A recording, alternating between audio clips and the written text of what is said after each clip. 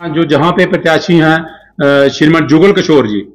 बारीदार संघर्ष कमेटी ने अप्रोच की थी उनसे मिलने के लिए, जबकि उन्होंने टाइम भी दिया था। लास्ट टाइम में उन्होंने कैंसिल कर दिया, वो कहते हैं हम नहीं मिलना चाहते। अब भी आपने देखा होगा 2-3 मीडिया वालों ने उनको पूछने की कोशिश की बारीदारों के लिए, लेकिन उन्होंने बिल्कुल उसको टाल मटोल कर दिया और उसके सवाल का जवाब देना भी जरूरी नहीं समझा। तो हम समझते हैं कि बारीदारों को इग्नोर कर रही है भाजपा, इसीलिए हम सभी बारीदार इसका विरोध कर रहे हैं, क्योंकि बारीदारों का मुद्दा पिछले कई सालों से बाकी पॉलिटिकल पार्टियों ने भी हमारे साथ धोखा किया, लेकिन भाजपा ने रिसेंटली हमारे साथ धोखा किया है। कहीं ना कहीं जम्मू कश्मीर में इन्हीं का राज है, एलजी साहब तो इन्हीं के अंडर काम करते हैं, लेकिन कभी कहीं किसी मुद्दे पे भी बारीदारों के साथ भी भाजपा नहीं खड़ी रही। कोई हमारा एक जरा सा भी कोई मसला इन्होंने कहीं पे भी टेकअप नहीं किया, ना तो हमें कहीं गवर्नर के पास लेके गए, नहीं पार्लियामेंट में हमारी कोई बात रखी, और जब सरकार में थे जहां असेंबली में भी हमारा बिल तक इन्होंने नहीं लाया। तो हम किस वजह से फिर बारीदार इनको सपोर्ट करें? ये सोचते हैं कि ये लोग वैसे भी हमें वोट दे देंगे, लेकिन इस बार बारीदारों ने डिसीजन लिया कि बारीदार संघर्ष कमेटी पूरा इनका विरोध करेगी और बारीदार संघर्ष कमेटी सिर्फ और सिर्फ अंकुश शर्मा का सपोर्ट करेगी। आने वाले असेंबली चुनाव में भी बारीदार इस बार बैठकर एक डिसीजन लेंगे, क्योंकि जब तक हमारे अपने लोग इसमें नहीं होंगे तब तक हमारा मुद्दा हल नहीं होगा। और बारीदार इस बार वैष्णो देवी कॉन्स्टिट्यूंसी से अपना एक उम्मीदवार तैयार करेंगे, ये मैं आपको बताना चाहता हूं। जय माता दी। आज की ये प्रेस वार्ता बारीदार संघर्ष कमेटी की तरफ से रखी गई है, चूंकि 2024 की इलेक्शन जो है नजदीक आ रही है और 26 तारीख को वोट पड़ने हैं। उसको लेकर बारीदार संघर्ष कमेटी ने ये फैसला लिया है, क्योंकि हम सभी पार्टियों को बड़े दिन से देख रहे थे, क्योंकि आप सब मीडिया के लोग और सारी जनता जानती है कि 2014 में माननीय प्रधानमंत्री मोदी जी ने बारीदारों को लेकर एक कमिटमेंट की थी कि हम बारीदारों का परमानेंट स्थायी हल निकालेंगे। लेकिन इस बार की उधमपुर की रैली में मोदी जी और उनकी पार्टी के किसी भी नेता ने बारीदारों का जिक्र तक नहीं किया, और उसी चीज को देखते हुए आज किसी भी पॉलिटिकल पार्टी की तरफ से बारीदारों को कोई आश्वासन नहीं दिया गया और ना ही बात की गई। और यहां तक कि यहां के जो कैंडिडेट हैं जम्मू रियासी कॉन्स्टिट्यूंसी से श्रीमान जुगल किशोर जी, जब मीडिया के बंदियों ने उनसे बारीदारों के बारे में पूछने की कोशिश की तो उन्होंने भी उसको टाल मटोल उस पर किया और बारीदारों के बारे में कोई बात नहीं की। तो उसको लेकर आज बारीदार संघर्ष कमेटी की तरफ से ये प्रेस कॉन्फ्रेंस रखी गई है, और हमारी तरफ से सभी बारीदार भाइयों को ये अपील है कि बारीदार जितने भी लोग हमारी इस प्रेस वार्ता को सुन रहे हों, जहां हम घर घर जाकर भी उनको ये बताना चाहते हैं कि बारीदार संघर्ष कमेटी ने जो डिसीजन लिया कि हम इस बार अपना वोट जो है वो एकम सनातन भारत दल पार्टी के उम्मीदवार श्रीमान अंकुश शर्मा जी को देंगे, क्योंकि एक वाहिद ऐसे नेता हैं और एक वाहिद ऐसी पार्टी है जो बारीदारों के हक के लिए लड़ रही है, हर जगह बोल रही है। पिछले दिनों जंतर मंतर पे हमने प्रोटेस्ट किया, श्रीमान अंकुश शर्मा जी वहां पर भी हमारे साथ मौजूद थे। इनकी पार्टी का हरिद्वार में एक सेमिनार बहुत बड़ा हुआ, उसमें भी इन्होंने बारीदारों के मुद्दे को फर्स्ट रखा, और वैसे भी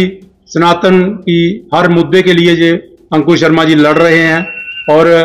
इन्होंने अपने मैनिफेस्टो में भी बारीदारों का जिक्र किया और मंदिर मुक्ति आंदोलन को भी ये पूरे हिंदुस्तान में बढ़ावा दे रहे हैं। तो उसी को लेकर हमने ये पूरा विचार किया, क्योंकि हम देख रहे थे कि कोई भी नेता या कोई पॉलिटिकल पार्टी बारीदारों के बारे में बात करती है, लेकिन आज चूंकि 2-3 दिन के बाद इलेक्शन है तो हम ये बात कर रहे थे, देख रहे थे कि कोई भी नेता हमारे हक में बोलता, किसी भी नेता ने हमारे हक में बात नहीं की। तो लास्ट जाकर हमने ये डिसीजन लिया कि बारीदार संघर्ष कमेटी जो है अब पूरा अपना बोर्ड जो है श्रीमान अंकुश शर्मा जी जो एकम सनातन भारत दल के कैंडिडेट हैं और जिनका चुनाव निशान बंसरी है, हम आपके माध्यम से सभी बारीदारों से यह अपील करना चाहते हैं कि श्रीमान अंकुश शर्मा जी को अपना कीमती वोट दें। कुछ बारीदार जो है वो बीजेपी के नेता भी हैं, तो उनके लिए क्या संदेश रहेगा शाम को? देखिए, मैं आपको बताना चाहता हूं कि हमारे लिए बारीदार हम पहले हैं, बाकी सब पार्टियां बाद में हैं। मैं सभी जितने भी दूसरी पार्टियों में भी हमारे चंद लोग उसमें हैं,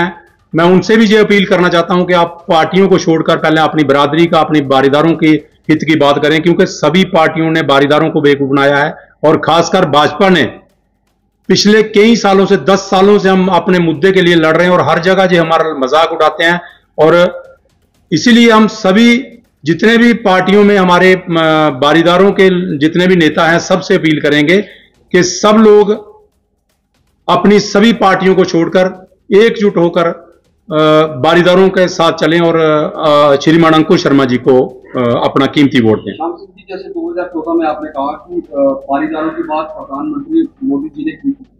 तो इस बार भी जो प्रधानमंत्री नरेंद्र भाई मोदी जी का यहाँ पर दौरा हुआ उधमपुर में, तो यहाँ पर बारीदारों के लिए उन्होंने कोई शब्द नहीं किया, तो इसके लिए क्या करें?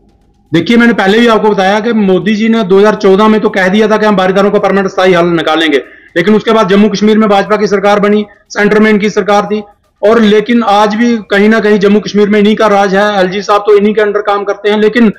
कभी कहीं किसी मुद्दे पे भी बारीदारों के साथ भी भाजपा नहीं खड़ी रही। कोई हमारा एक जरा सा भी कोई मसला इन्होंने कहीं पे भी टेक अप नहीं किया, ना तो हमें कहीं गवर्नर के पास लेके गए, नहीं पार्लियामेंट में हमारी कोई बात रखी, और जब सरकार में थे जहां असेंबली में भी हमारा बिल तक इन्होंने नहीं लाया। तो हम किस वजह से फिर बारीदार इनको सपोर्ट करें? ये सोचते हैं कि ये लोग वैसे भी हमें वोट दे देंगे, लेकिन इस बार बारीदारों ने डिसीजन लिया कि बारीदार संघर्ष कमेटी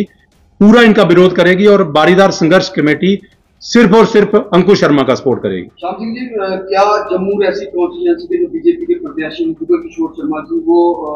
यहाँ पर सम्मेलन कर रहे हैं, यहाँ पर मीटिंगें कर रहे हैं, क्या बारीदारों के साथ उन्होंने अभी तक कोई मीटिंग हुई या उनसे कोई बातचीत हुई? देखिए, मैं आपको बताना चाहता हूं कि अपना जो जहां पे प्रत्याशी हैं श्रीमान जुगल किशोर जी, बारीदार संघर्ष कमेटी ने अप्रोच की थी उनसे मिलने के लिए, जबकि उन्होंने टाइम भी दिया था। लास्ट टाइम में उन्होंने कैंसिल कर दिया, वो कहते हैं हम नहीं मिलना चाहते। अब भी आपने देखा होगा 2-3 मीडिया वालों ने उनको पूछने की कोशिश की बारीदारों के लिए, लेकिन उन्होंने बिल्कुल उसको टाल मटोल कर दिया और उसके सवाल का जवाब देना भी जरूरी नहीं समझा। तो हम समझते हैं कि बारीदारों को इग्नोर कर रही है भाजपा, इसीलिए हम सभी बारीदार इसका विरोध कर रहे हैं, क्योंकि बारीदारों का मुद्दा पिछले कई सालों से बाकी पॉलिटिकल पार्टियों ने भी हमारे साथ धोखा किया, लेकिन भाजपा ने रिसेंटली हमारे साथ धोखा किया है। इसलिए हम आपके माध्यम से एक बार फिर पूरे समाज से अपील करना चाहते हैं कि इकट्ठे होकर हम लड़ेंगे, क्योंकि हम अपने हक के लिए तब तक लड़ते रहेंगे जब तक हमें अपना पूजा राइट नहीं मिल जाता, जब तक हमें पूरे अपने अधिकार नहीं मिल जाते। एकम सनातन दल को आप अभी सपोर्ट करने जा रहे हैं, आपकी 4 कम्युनिटी जो है वो एकम सनातन दल के जो अंकुश शर्मा जी हैं उनको आप सपोर्ट करने भी जा रहे हैं। तो ये तो लोकसभा के चुनावों की बात चल रही है, आने वाले चुनाव विधानसभा के चुनाव यहाँ पर प्रयास लगाए जा रहे हैं कि अगस्त में सितंबर में होने जा रहे हैं, उन चुनावों के लिए आपकी क्या स्ट्रैटेजी रहेगी? देखिए सुशील जी, मैं आपको बताना चाहता हूं कि एकम सनातन भारत दल जो है, इसकी सपोर्ट हम इसलिए कर रहे हैं कि वो हर मुद्दे पे सनातन के लिए लड़ रहे हैं, बारीदारों के लिए लड़ रहे हैं, मंदिर मुक्ति के लिए लड़ रहे हैं। तो उसके लिए हमें ये डिसाइड किया कि हम अंकुश शर्मा जी का सपोर्ट करेंगे, लेकिन आने वाले असेंबली चुनाव में भी बारीदार इस बार बैठकर एक डिसीजन लेंगे, क्योंकि जब तक हमारे अपने लोग इसमें नहीं होंगे तब तक हमारा मुद्दा हल नहीं होगा। और बारीदार इस बार वैष्णो देवी कॉन्स्टिट्यूएंसी से अपना एक उम्मीदवार तैयार करेंगे, ये मैं आपको बताना चाहता हूं।